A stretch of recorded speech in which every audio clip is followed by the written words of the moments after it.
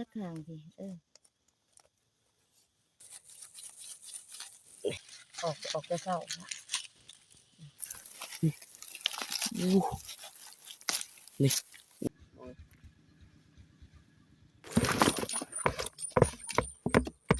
สบายดีพี่น้องมื้อนี้พวกกระบองค่ำเก่าบองค่ำกับสิพามาหาโลกระเจียวแล้วมื้อนี้มาก็บ่ได้มาคนเดียวหรอกมากับเบื่ออีก2คนก็จะไปก็ขอขอบคุณ FC ทุกคนเขามาติดตามบองค่ำเลยเด้อไปเพิ่นมาหาโลกระเจียวซอยเลย สบายดีพี่น้อง หัวน่ะมุนบ่แล้วก็สิว่าซั่นบ่มาแต่หาน้องเราแล้วก็พาน้องไปหาดอกกระเจียวไปว่าสิหมานบ่นี่ก็เป็นเวลาสวยหลายๆสิทันเขาอยู่บ่มื้อนี้เฮ้ยนี่เด้อพี่น้องเอ้ยเห็นเลยนี่ฝนตกเมื่อคืนนี่ออกไล่เห็นบ่นอมันกำลังสิออกอีกมองค่ำก็หาไปได้น้ำมื้อเช้านี่มันแซ่บเลยมาหาอีกก็ได้หลายเติบลงมื้อเช้า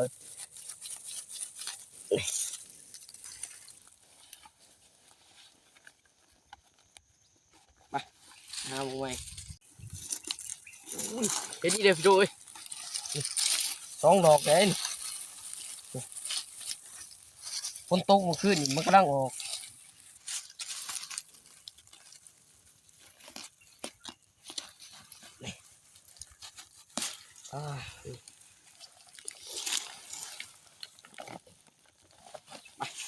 ดอกนี้กำลังจุ่มพี่น้องเอ้ยนี่กำลังออกใหม่ๆอยู่เลยนี่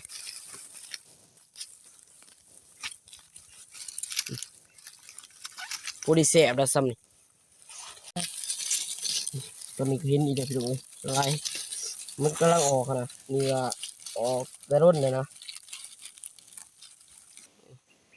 ออกแต่งวดก่อนฝนตกงวดก่อนนี่มันก็เท่าเลยโตฝนตกออกมาขึ้นนี่มันก็สิอุจุด้วยนึงอะนะตัวนี้ก็เท่าเลยพี่น้องเอ้ยออกบางงวดก่อนนี่เท่าเลยเพิ่นเขาไปเอาพี่น้องเอ้ยเปลี่ยนกันเอาไปเห็น เด้อพี่น้อง ไปเห็นข่อยเอาเพิ่นม่วนเลย แนวมันเด้อเนาะแนวมักตัวเฒ่าแล้วแต่ก็ยังแซ่บอยู่ดอกเด้อมันใหม่ก็มันนี่ฝนตกใหม่แล้วมันก็จะยังอ่อนๆได้ บรรยากาศก็ร้อนพี่น้องมื้อเช้านี่ก็ฝนยิบหน่อยหนึงคืนนี่ก็ตกแห้งเติบฝนก็เห็นบ่จังมาหาดอกกระเจียวนี่ดอกกระเจียวก็ออกหลายเติบมาเอาแล้วมื้อเช้านี่ก็ไปนี่ดอกใหญ่เพิ่นเห็นนี่ก็ น้ำมาดีเลย งามขนาด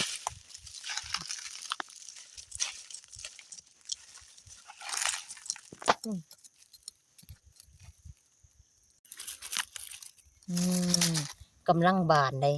ออกในออกมือเศร้า แต่ว่ามันฮักกะบานเนาะเพราะว่าอันฝนตกเมื่อคืนนี่ ตอนนี้บ่ค่ำก็เราออกมาแถวบอนมันง่ายเลยเขาจูดนะคือสิหาง่ายอยู่ดอกงามดีพี่น้อง กำลัง เพิ่นเอา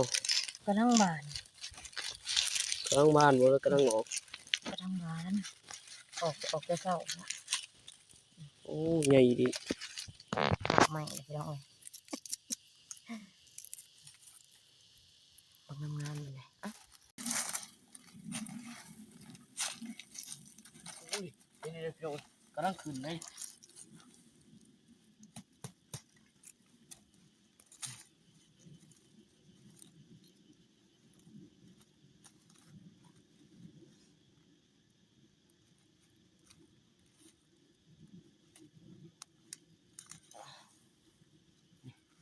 นอนอ๋อตัวพี่น้องอีกนี่เลยมันเท่าเลย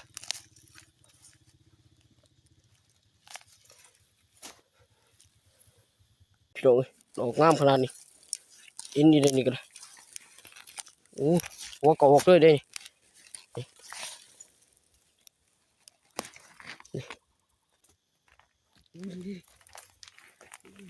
เป็นอย่างกับยางออก โอ้ยหัว ชักเชิงพี่ไหมกระด้อยไปเดี๋ยวกันชักทางพี่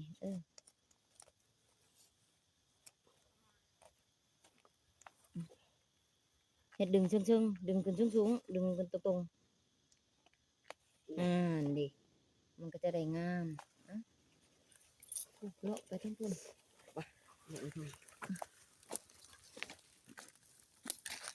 เห็นนี่เลยพี่น้องงามขนาดไรตัวนี้มันกำลังออกมือเศร้านี่นะ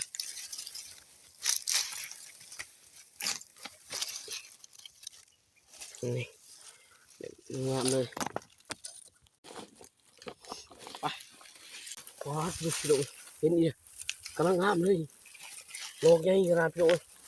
โอ้โหนี่อ๋อตัวนี่ใหญ่ขนาดพี่น้องเลยอ๋อตัวโอ้เอาเพิ่งอันนี้มันอ๋อตัวใหญ่ขนาดพี่น้องเอ้ยโอ้ยไปถุงก่อนไปหามองไม่บัดนี้อ๋อตัวพี่น้องอ๋อตัวโลกกระเจียวแดงพี่น้องเอ้ยนี่โลกกระเจียวแดงก็กระดังออกพี่น้องเอ้ยเดือน5เพิ่นได้เพิ่นออกก็ได้นี่โลกกระเจียวแดงกำลังจุ่มเลยกำลังขึ้นไม่มาพี่น้องเอ้ยนี่อุ้ยโอ้ยไม่โป๊กขี้ดินถมพี่น้องเอ้ยนี่อุ้ยโลกใหญ่ขนาดตัวนี่แหวนเพิ่นก็เนาะหาอยู่ปุ๊บเลยแยกกันหามันจะสิได้ไว้นะนี่ปอตัวยอดใหญ่ขนาดพี่น้องเอ้ยนี่โอ้โหนี่อุ้ยโลกใหญ่ขนาดพี่น้องเอ้ยจะเป็นงามปอตัวไปปอตัวพี่น้องเอ้ยงามขนาดนี่อู้นี่อู้เลยแต่หัวพี่น้องเอ้ยนี่ตอนนี้เห็นเอื่อยเพิ่นนะพี่น้องเอ้ยพี่พุดเอาดอกเจียวอยู่พี่ตัวมีแดียอดงาม ผู้ดอกหนึง โตนี่ก็พี่น้องตัว ฟ้าวพี่น้องเอ้ยน้องกิ๊บบ่สำบายบ่ปั่นโทรมา สุด ไป ไข่ ซักยา เห็นนี่แหละพี่น้องเอ้ยนี่ดอกกำลังจุ่มเลยนี่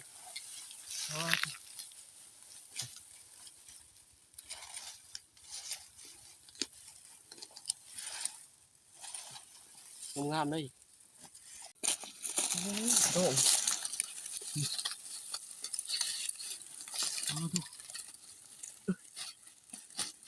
ข้าวพี่น้องเอ้ยน้องกิ๊บเพิ่นไข่ดอกใหญ่นี้ข้าวฮะ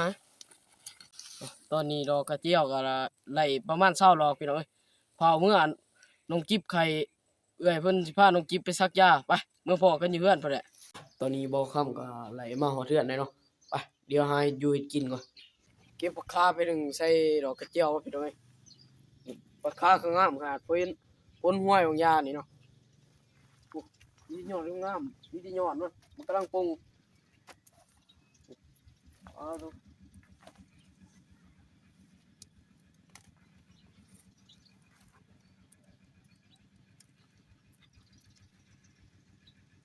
หลายขนาดพี่น้องเอ้ย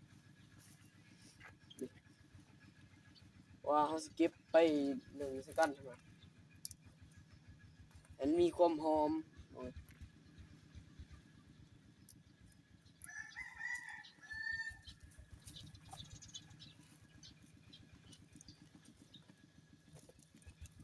ถูกพี่น้องยอดดิโอ้ยอดใหญ่ๆงามๆเลยพี่น้องเอ้ยนี่พี่น้องผักคาก็เก็บพอได้เดี๋ยวไปล้างดอกกระเจียวก่อนไปถูกพี่น้องเอ้ยมักเด่นแม่น้องกีเพิ่นมักเด่นเอื้อยเพิ่นปลูกไว้พี่น้องเอ้ยเดี๋ยวเก็บไปตำเฮ็ดแจ่วก่อนพี่น้องเอ้ยแจ่วมักเด่น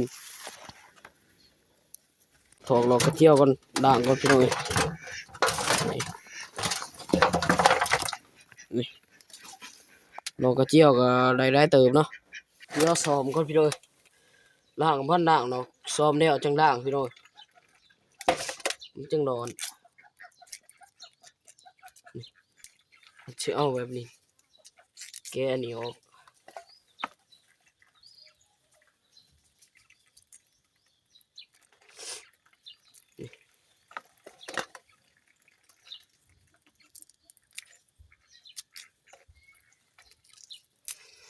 เราสิแก้กามันออกพี่น้องหนึ่งมันสิหอมแบบนุ่นแซ่บเขามากินเลยนี่ดอกกระเจียวนี่ อยู่แถวเมืองโคงเซโรนมันจะบ่มีอยู่กกมันแต่มันบ่โป่งโดนนี่ดอกใหญ่ขนาดเลยนี่ดอกใหญ่ขนาดตัวนี้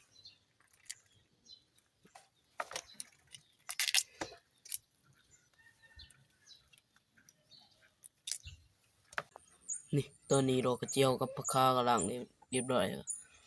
ใส่หัวก่อน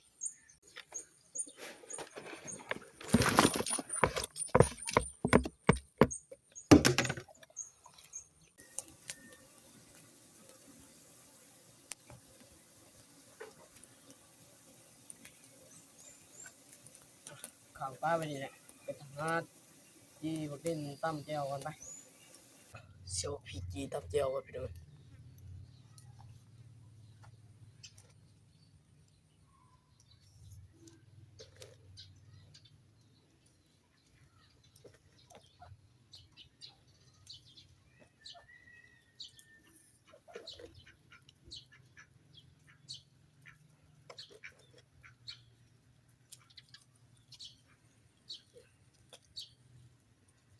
เสียบพักอบหอม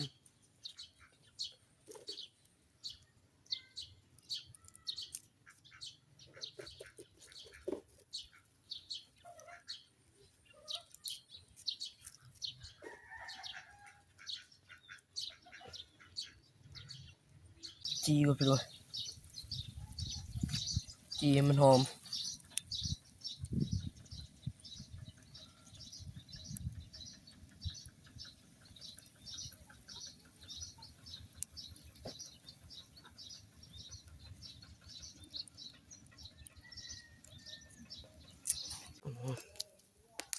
จีสุกเลย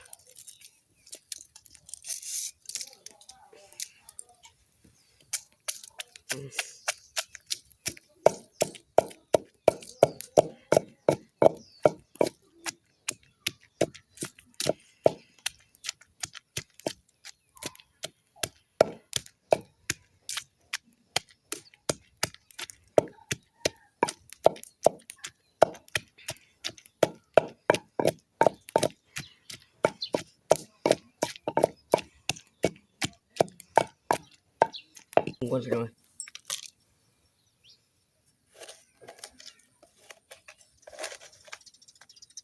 เป็นหัวใส่ลายมันเค็มโอ้ยหัวด้วยเกลือ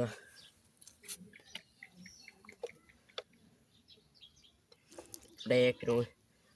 เค็มมันนี่เนาะ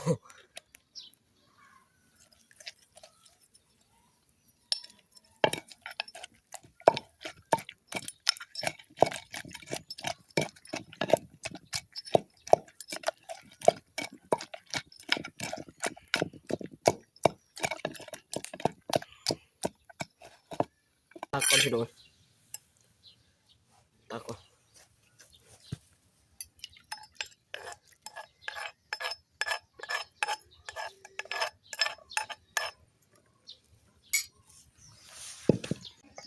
อ่ะไก่มึงดอกกระเจียวอ่ะ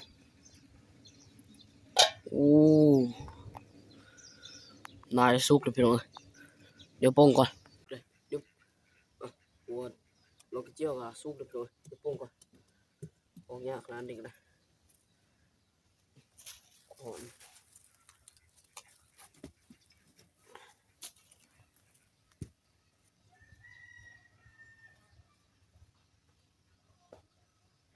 เดี๋ยวใส่นี่ก่อนนี่ เอาค่ะกระโดดเอาไปรุ่งกินข้าวเด้อ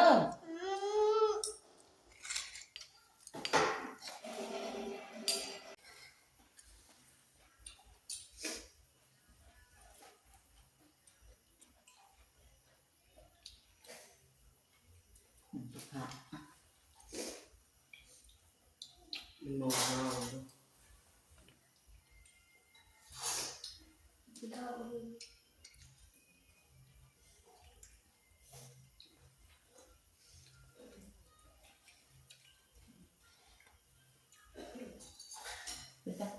ตอนนี้บอกคำเขากินน้ำได้ด้วยก็จะได้เป็นคลิปเบื้องเซมนี้เนาะ ก่อนจะปิดคลิปก็ขอขอบคุณ FC ทุกคนเข้ามาติดตามรับชมเบาคำเนาะอ่ะคลิปหน้าพบกันใหม่